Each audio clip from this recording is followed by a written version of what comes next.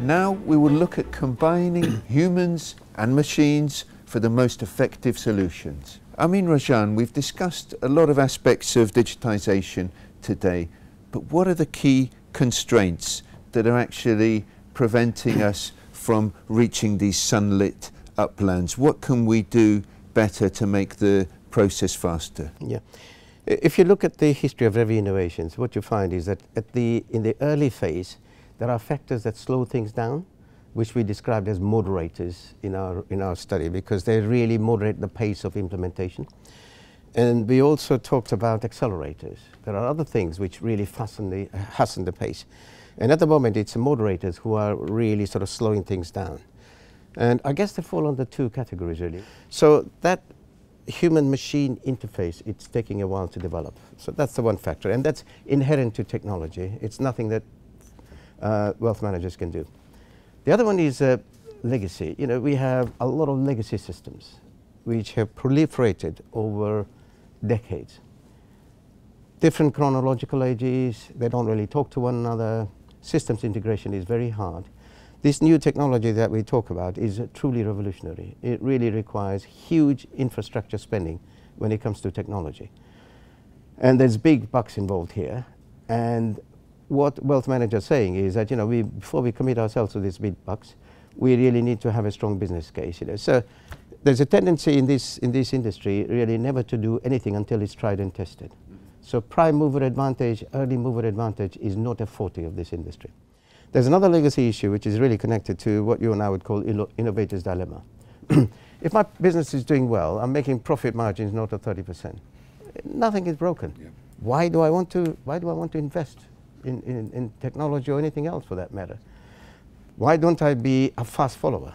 You know, so if you invested, you're doing well, I will take a plunge and then I'll do it. There are three accelerators which are really promoting the pace of technology. One of them is simply the rise of passive funds, which is making sure that costs are becoming a major differentiator in this industry in a way that they weren't 5 years ago.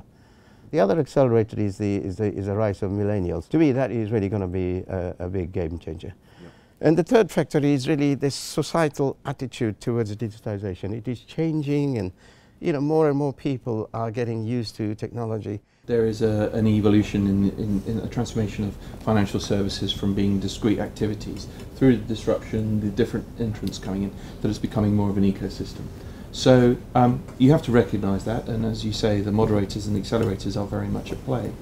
So I think certainly what Schroders Cazenove are doing is we're moving to more agile working practices. We're looking at how we actually bake in to the delivery of technology into the organization, and the use of that technology and the evolution of it is no longer big bang, long projects, big capital investments, you know, in one lump. We're moving to sort of 2 weekly release cycles. We're looking at 3 monthly horizons of the projects we're running, and we are having daily meetings which include business stakeholders. So this old traditional way of running, you know, traditional banking projects of set the direction, put a big capital investment in, the tech guys go off and disappear, and then they come back and say, is that what you wanted? You know, we're not doing that anymore, and I think that is the only way you can really manage the evolution of a direction of an industry that's going through huge transformation. We need to take a more radical approach and say, with this machine learning, this artificial intelligence, we have to be playing in that field as well. When you're talking about private banking, you need to have clear one thing. Is what I call the nuclear button. No? Is when you are talking about your wealth and you begin working with someone and you have your portfolio, and if you think 6 or 7 questions on the internet will allow you to manage properly your wealth, you are wrong. You are wrong. That is the nuclear button. Are you going to do what that machine says after 6 or 7 questions? You are wrong. You need a human. Mm. And I think, I don't know if we will always need a human, but I will say that in the next couple of years, in the next 10 years, we will need humans. And hopefully always need humans with a great technology, but please don't manage your portfolio with 6 questions.